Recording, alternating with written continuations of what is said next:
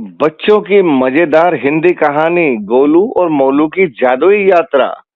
गोलू एक चंचल और जिज्ञासु बच्चा था। मोलू जो था गोलू का सबसे अच्छा दोस्त था। थोड़ा गंभीर था लेकिन मजेदार। गोलू खुश होकर बोला मोलू से, आज तुझे बहुत ही मजेदार बात पता चली मुझे। मोलू बोला, क्या बात है गोलू, तुम हमेशा मजेदार बातें करते हो। गोलू एकदम खुशी से बोला, मैंने सुना है कि हमारे पार्क में एक जादुई पेड़ है। मोनू हंसते हुए, जादुई पेड़? क्या तुमने कोई कहानी पढ़ी है क्या? नहीं, सच में। लोग कहते हैं जो भी उस पेड़ के पास जाता है उसकी वह इच्छा पूरी कर देता है। मोलू सोचते हुए, तो चलो हम वहां चलते हैं। हम देखते हैं कि क्या सच में ऐसा है।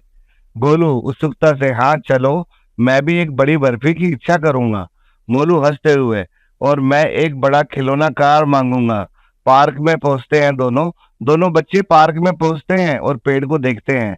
गोलू पेड़ की तरफ इशारा करके बोलता है, ये है वो जादुई पेड़। मोलू आश्चर्य से, वाह, ये तो बहुत बड़ा है। अब हम क्या करें? गोलू आंखें बंद करके, मैं अपनी इच्छा मांगता हूँ, तुम एक बड़ी बर्फी। मोलू हंसते हुए, मैं खिलौना कार, एक बड़ी बर्फी। दोनों बच्चे इंतजार करते हैं। जादू का असर थक कर लगता है जादू काम नहीं कर रहा है यार। मोलू मजाक में, शायद हमें पेड़ को कुछ पैसे देने पड़ेंगे। हंसते हुए, हाँ, फिर हमें पेड़ से दोस्ती करनी चाहिए। तभी अचानक एक चिड़िया पेड़ पर आती है। गाते हुए बच्चों को बोलती है, क्या तुमने जादुई पेड़ से बात की? गोलू आश्चर्य से, तुम कौन हो? चिड़िया, मैं इस पेड़ की दोस्त हूँ। अगर तुम सच में अपनी इच्छा मांगना चाहते हो तो तुम्हें पहले पेड़ से दोस्ती करनी होगी। मोलू ने हंसते हुए सिर हिलाया। तो हमें क्या करना होगा? दोस्ती का जादू। चिड़िया मुस्कुराते हुए, दोनों पेड़ के चारों ओर घूमकर अपनी दोस्ती का वादा करो। गोलू उत्साहित, चलो मोलू। दोनों पेड़ पर चारों ओर घूमते हैं।